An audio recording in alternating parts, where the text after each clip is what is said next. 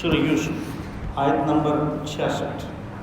اعوذ باللہ من الشیطان الرجیم، بسم اللہ الرحمن الرحیم۔ قال لن ارسله معكم حتى تؤتون موثقا من الله لتأتونني به الا ان يحاط بكم فلما آتوه موثقهم قال الله على ما نقول وكيل وقال يا بني لا تدخلوا من باب واحد وادخلوا من أبواب متفرقة وما أغني عنكم من الله من شيء إن الحكم إلا لله عليه توكلت وعليه فليتوكل المتوكلون ولما دخلوا من حيث أمرهم أبوهم ما كان يغني عنهم من الله من شيء إلا حاجة في نفس يعقوب قضاها وإنه لذو علم لما علمناه ولكن أكثر الناس لا يعلمون ولما دخلوا على يوسف آوى إليه أخاه قال إني أنا أخوك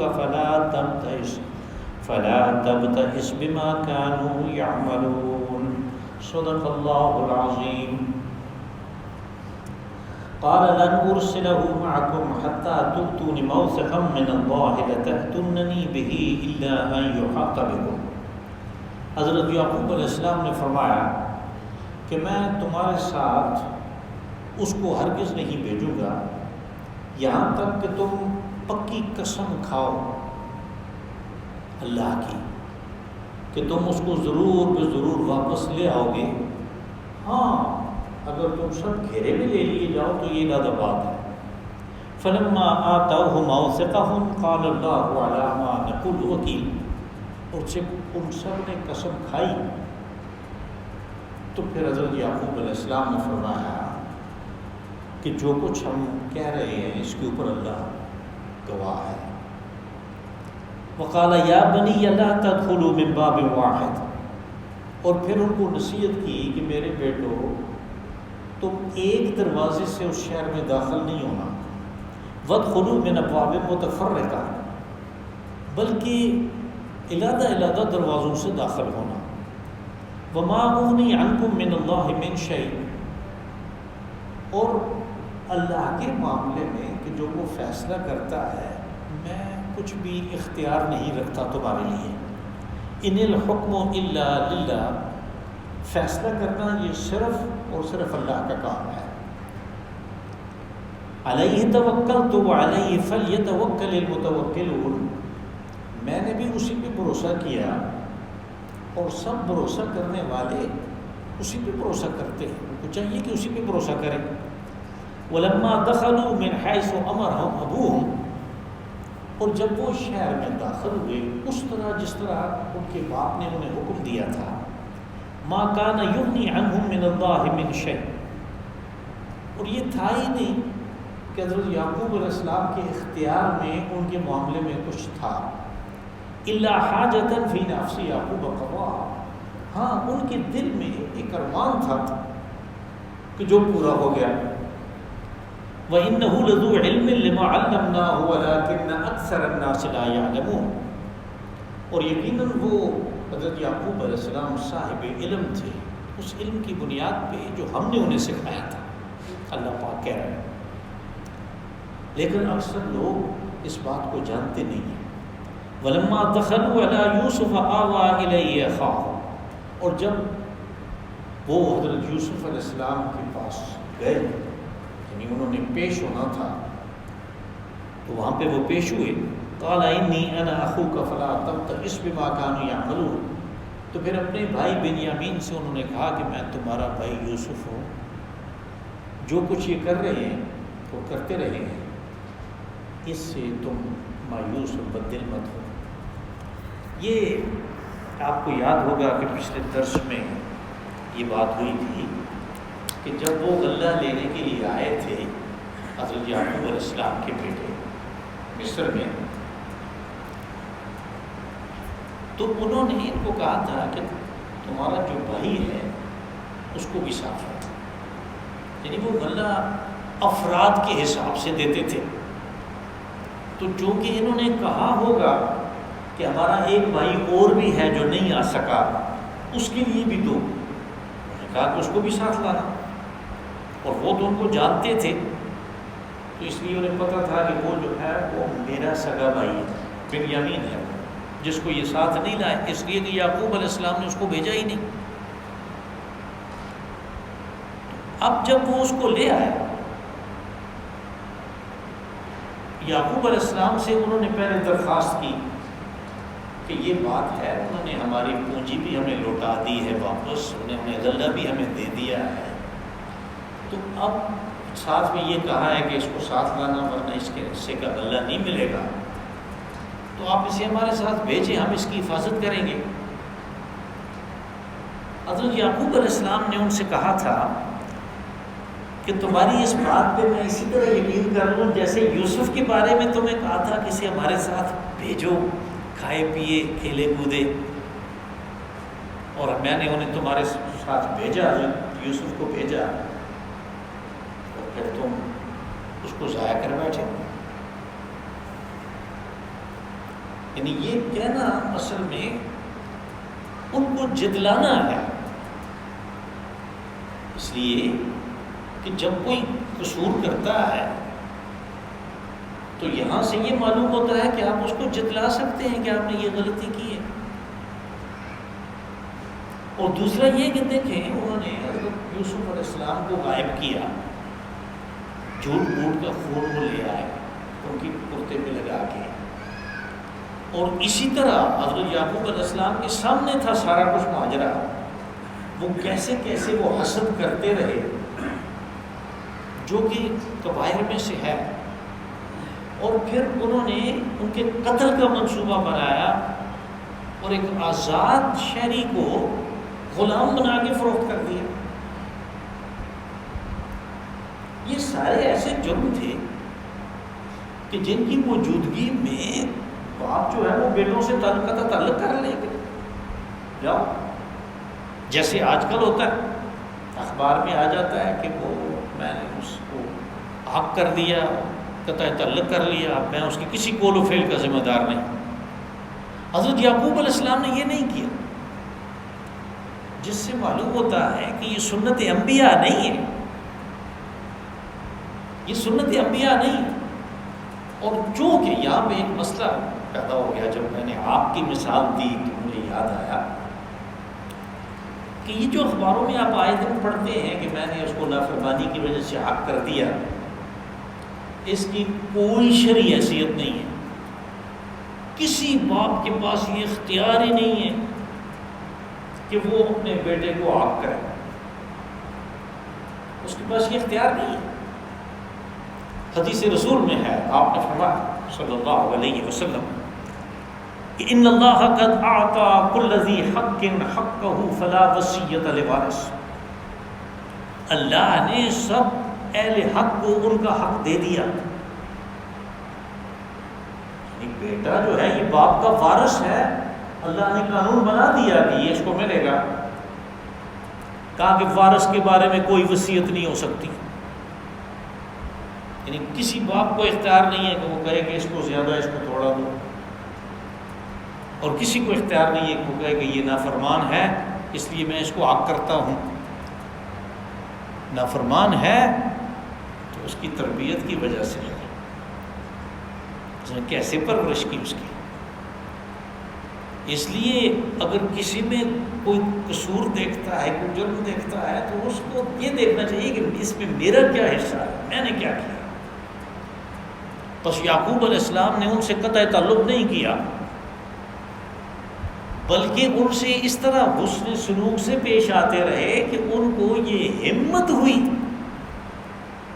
کہ اور بھائی کے بارے میں جو کہ حضرت یوسف کا سگا بھائی ہے بات کر سکیں کہ اس کو ہمارے ساتھ بھیجو، نہیں اگر وہ ان کے ساتھ بے اتنائی برتتے تو ظاہر ہے وہ تو کہہ ہی نہیں سکتے تھے، کہیں گے کہ یہ تو ہمارا غلہ ہے، وہ جانے اور اس کا کام جانے۔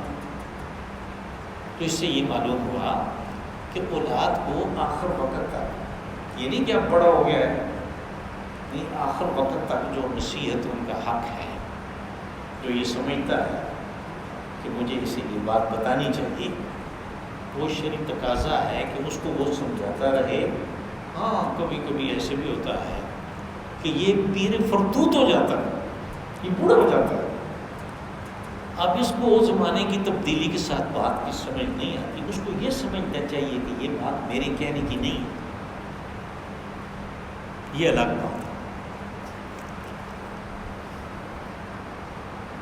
کہا کہ جب انہوں نے بھیجا، پھر اس کے بعد حضرت یعقوب علیہ السلام نے بھیجا، جب انہوں نے قسمیں وغیرہ کھائیں تو قسم کیا تھی؟ انہوں نے کہا کہ ہم یعنی علیحدہ سب نے، روایات میں ہے کہ سب نے علیحدہ قسم کھائی، لیکن اس کے ساتھ استثناء رکھا قرآن پاک نے، الا ان یحاط بکم، تم سب گھیرے میں آ جاؤ. تو یہ علیحدہ بات ہے.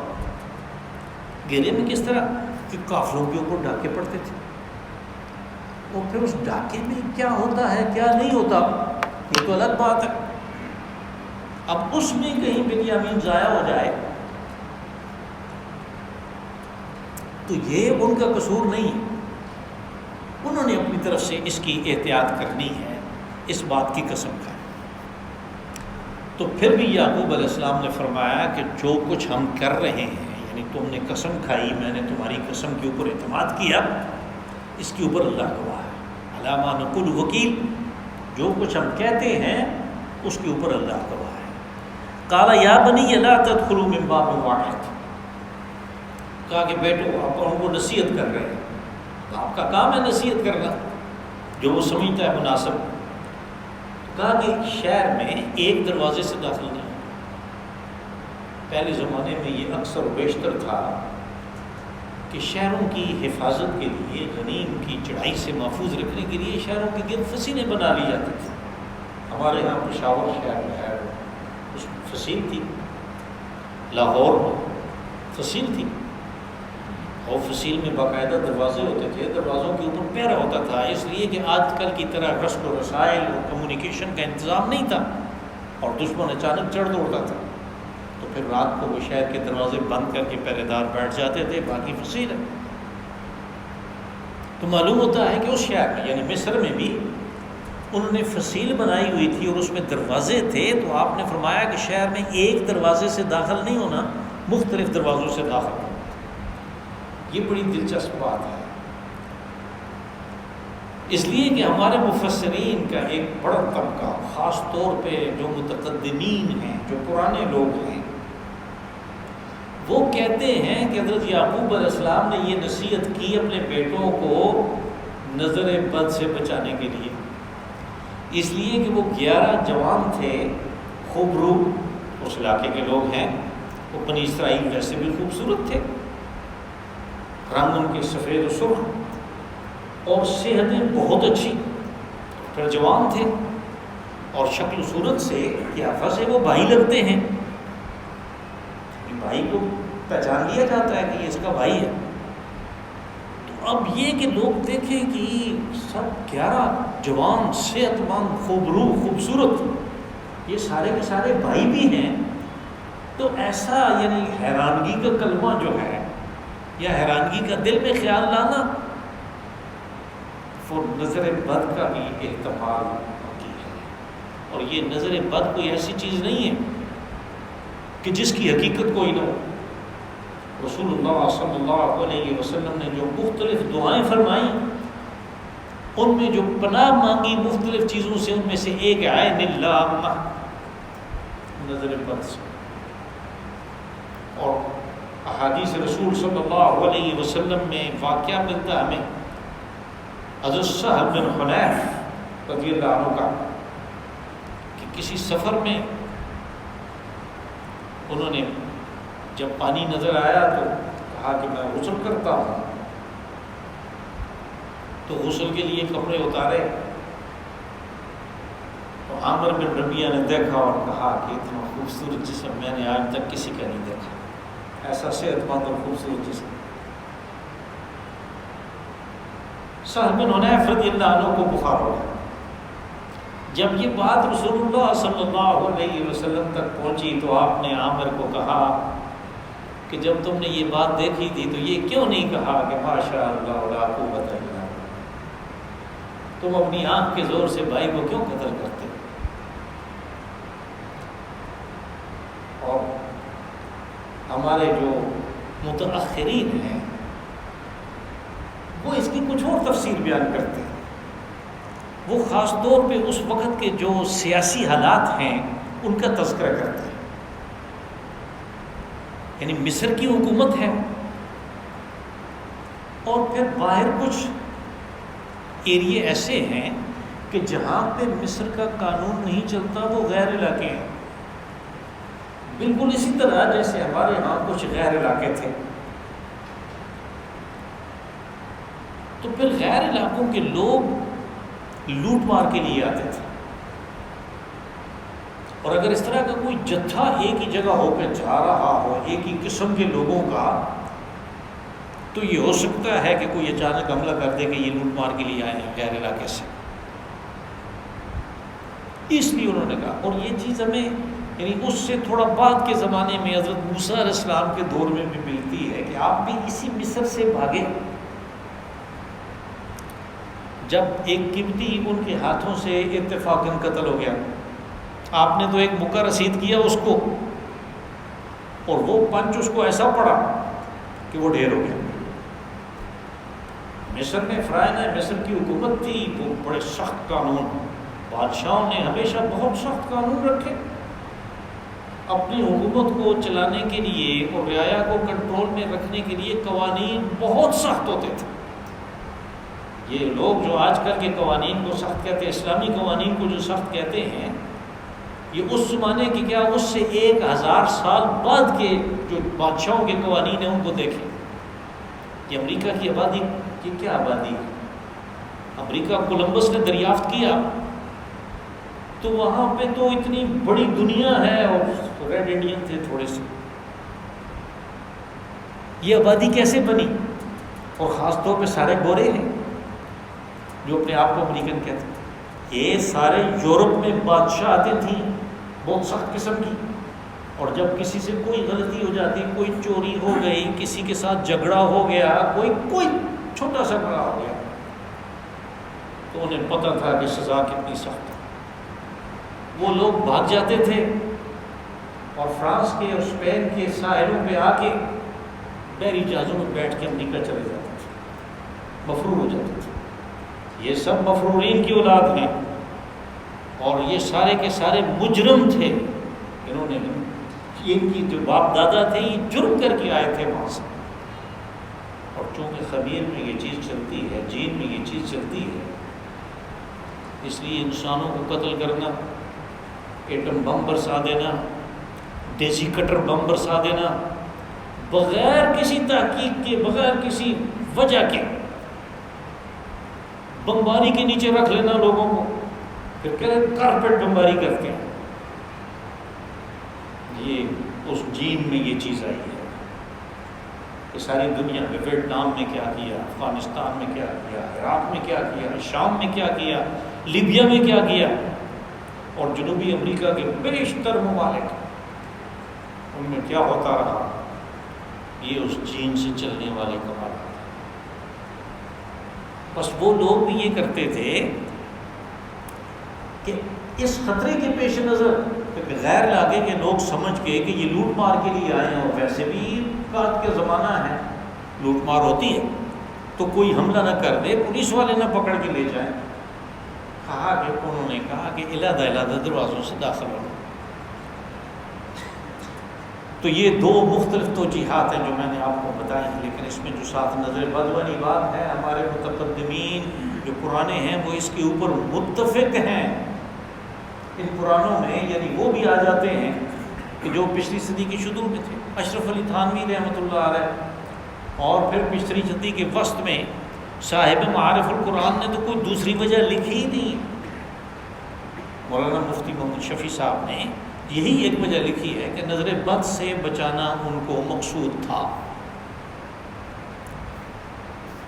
وما اغنی عنکم من اللہ من شیء. اب یہ نبی کی شان ہے، حضرت یعقوب علیہ السلام کی یہ شان ہے کہ ساتھ میں وضاحت کر رہے ہیں کہ دیکھو کوئی تدبیر بتا کہ میں اللہ کا جو اختیار ہے، جو وہ کرنا چاہتا ہے فیصلہ، اس میں مخل نہیں ہو سکتا، میرے اختیار میں کچھ نہیں ہے، یہ تو ایک تدبیر ہے۔ اس سے ایک چیز یہ معلوم ہوئی کہ تدبیر اختیار کرنا ایک ضروری چیز ہے، یعنی صرف تقدیر کے اوپر آپ معاملات کو نہیں چھوڑ سکتے۔ آگے توکل کی بات آ رہی ہے، اس میں بھی یہی چیز آئے گی، تدبیر کو اختیار کرنا، جیسے علاج کرنا ہے۔ اب آدمی بیٹھ جائے چھوڑ کے کہ بھائی میں یہ تدبیر اختیار نہیں کرتا، اللہ کے کام ہے۔ جیسے بہت سے لوگ کہہ رہے ہیں کہ یہ ویکسین لگوانے کی کیا ضرورت ہے، میں نے پہلے بھی گزارش کی، اور وہ اسی بنیاد پہ کہ تدبیر کو اختیار کرنا فرض ہے۔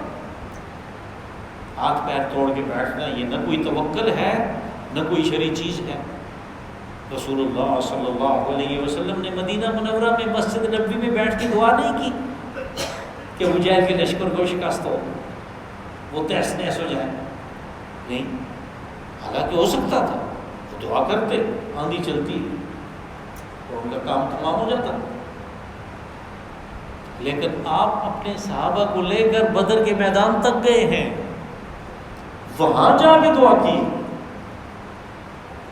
یعنی اپنے کلیجے کو ٹکڑوں کو لا کے لشکر کے سامنے رکھا، ایک ہزار مسلح لشکر کے سامنے رکھا، پھر دعا کی۔ یہ تدبیر ہے، فیصلہ تو اللہ نے کرنا ہے اور اس نے کر دیا فیصلہ، بس تدبیر کو اختیار کرنا ضروری ہے۔ لیکن ساتھ انہوں نے کہا کہ میرے اختیار میں کچھ نہیں ہے، یہ مت سمجھو کہ یہ میں نے کہہ دیا تم نے کر دیا تو بس تم ہر چیز سے بچ جاؤ گے۔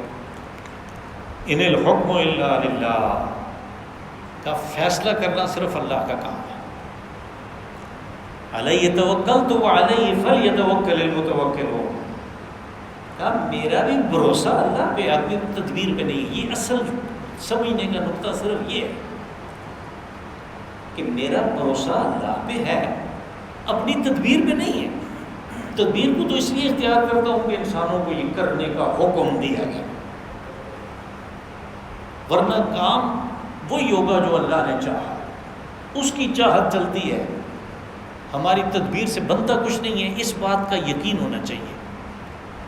اور پھر اسی توکل کو رسول اللہ صلی اللہ علیہ وسلم نے واضح فرمایا کہ ایک صحابی آئے، اپنا اونٹ باہر کھڑا کیا اور مسجد نبوی میں آ کے کہا کہ حضور صلی اللہ علیہ وسلم سے کہ مجھے بتائیں میں اس کو عقال ڈال کے توکل کروں یا کھلا چھوڑ کے؟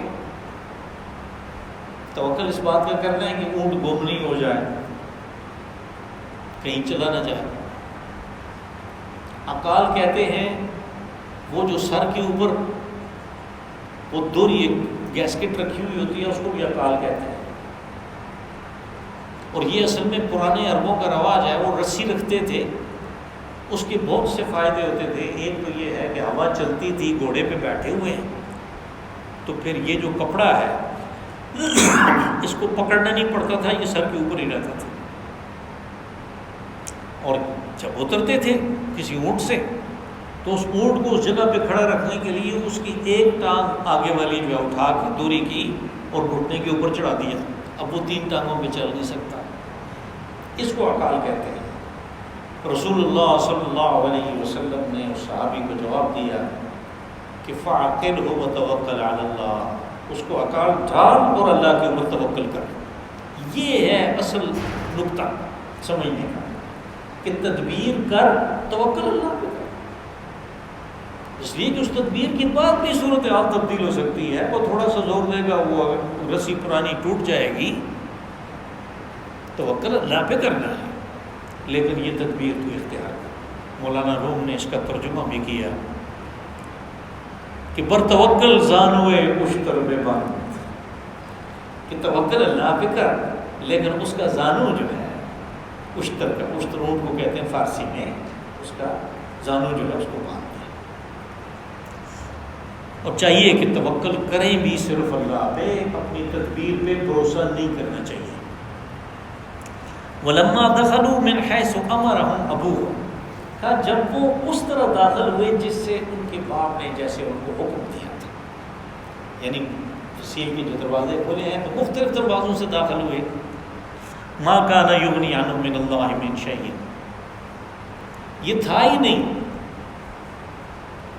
کہ حضرت یعقوب علیہ السلام کی تدبیر کوئی کام کر سکتی اللہ کے ارادے، اللہ کی مشیت کے خلاف. یہ نہیں ہو سکتا. یعنی ما کان جو ہے یہ مختلف جگہوں پہ قرآن پاک میں استعمال ہوا. ما کان استغفار ابراہیم لأبیہ الا موعظۃ وعدہا، کہ ابراہیم کے لیے تھا ہی نہیں علیہ السلام کہ وہ اپنے والد کے لیے استغفار کرتے، کہ وہ تو مشرک تھا. ہاں اس نے اس لیے کی کہ اس نے وعدہ کر رکھا تھا اس سے. جب گھر سے نکلنے لگے تو کہنے لگے کہ میں جا رہا ہوں لیکن تیرے لیے اپنے رب سے مغفرت طلب کروں گا. اس نے تو وعدہ کر رکھا تھا، اس لیے اپنے اس وعدے کو نبھایا اس نے. لیکن جب منع کیا کہ اس کے لیے استغفار مت کرو، وہ باز آ گیا. اللہ حاصل کیا ایک اور بھی اس طرح استعمال ہوا. ما کان لنبی ان یکون له اسرى حتى یسخن فی الارض، کہ نبی کے لیے تو یہ کسی طرح بات جائز ہی نہیں ہے کہ وہ میدان جنگ میں لوگوں کو قیدی بنائے اور ان کی کمر توڑے بغیر، خون بہائے بغیر.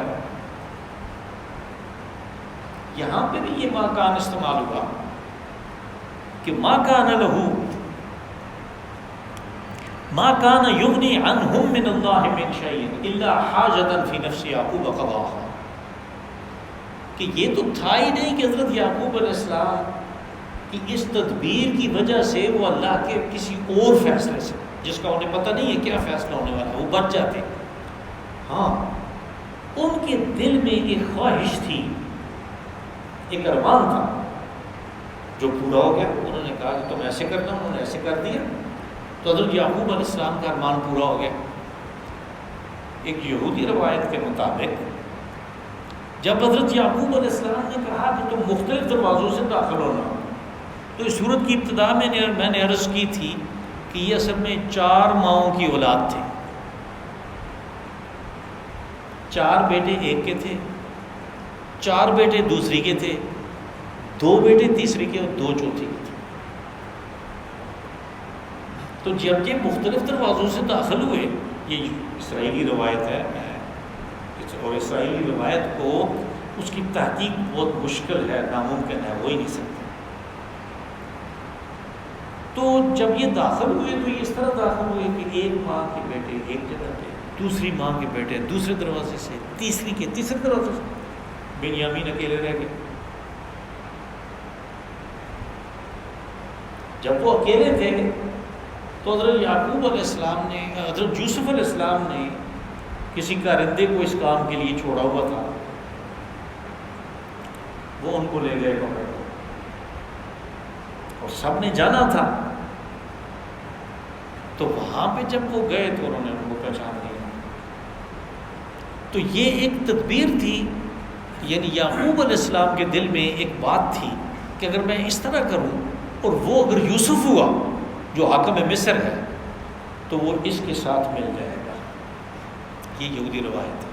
ہمارے مفسرین نے اس کا تذکرہ نہیں کیا، اور میں گزارش کیا کرتا ہوں کہ ان روایات کا تذکرہ کرنے کی ویسے ضرورت بھی نہیں ہوتی، ہم بھی نہیں کرتے، لیکن آج چونکہ اس بات کی تھوڑی سی سمجھ آتی ہے اس لیے میں نے کہہ دیا. ہاں یعقوب علیہ السلام کے دل میں ایک خواہش تھی، ایک ارمان تھا جو پورا ہو گیا. وَإِنَّهُ لَذُو عِلْمٍ لِمَا عَلَّمْنَا، یہ یعقوب جو تھے یہ نبی تھے، اور نبی کے پاس علم اللہ کی طرف سے آتا ہے، علم وحی ہے، اس کے پاس وحی آتی ہے، وہ ہر وقت اللہ کے ساتھ رابطے میں ہوتا ہے، وہ اس کو گائیڈ کرتا ہے. کہا وہ حضرت یعقوب علیہ السلام جو تھے اس علم کی بنیاد پہ فیصلے کر رہے تھے جو ہم نے اسے سکھایا تھا.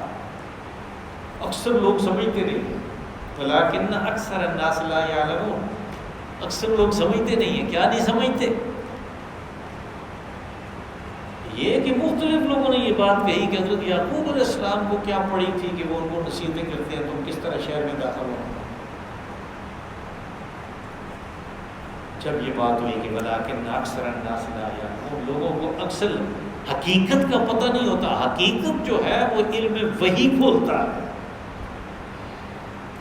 وَلَمَّا دَخَلُوا عَلَى يُوسُفَ آوَىٰ إِلَيْهِ أَخَاهُ قَالَ إِنِّي أَنَا أَخُوكَ فَلَا تَبْتَئِسْ بِمَا كَانُوا يَعْمَلُونَ۔ جب یہ چلے گئے حضرت یوسف علیہ السلام کے پاس، تو انہوں نے پیش ہونا تھا کہ جو لوگ باہر سے آتے ہیں ان کے لیے ضروری تھا کہ وہ غلہ لینے سے پہلے حاکم مصر کے پاس پیش ہوں، پتہ چلے یہ کیا سچ کہہ رہے ہیں اور کیا جھوٹ کہہ رہے ہیں۔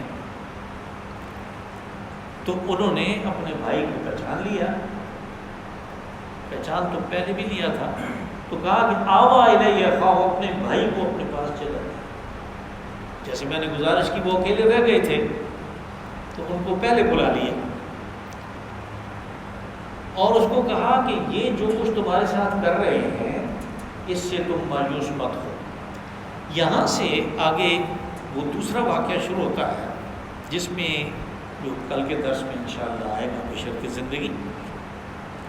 تو جب یہ اپنے بھائی سے علیحدگی میں بات کر رہے ہیں تو اس سے یہ بھی معلوم ہوتا ہے کہ انہوں نے جو اللہ کے حکم سے منصوبہ بنایا تھا اس کو روک رکھنے کا اور ان کے ساتھ واپس نہ بھیجنے کا، وہ بھی اس پہ واضح کر دیا ہوگا کہ اس سارے معاملے میں جہاں ان کا تکرار آپس میں ہو رہا ہے کہ چوری ہوا ہے پہلا کہ نہیں ہوا، وہاں پہ بنیامین خاموش ہے، وہ کچھ بھی نہیں کہتے کہ میں نے چوری کیا ہے کہ نہیں کیا۔ اللہم صلی وسلم وبارک وانعم علی عبدک و رسولک و نبیک محمد